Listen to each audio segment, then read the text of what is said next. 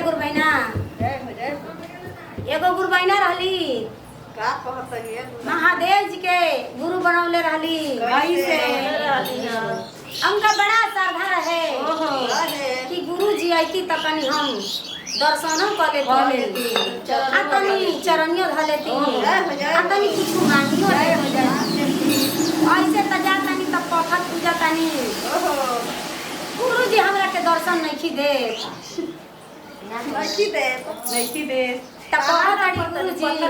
गुरु जी ने कहताड़ी कैसे अरे झीरी झीरी भांगिया के गाछिया मोहे झीरी आई के शिवा गुरु झीरी भांगिया के गाछिया मोहे झीरी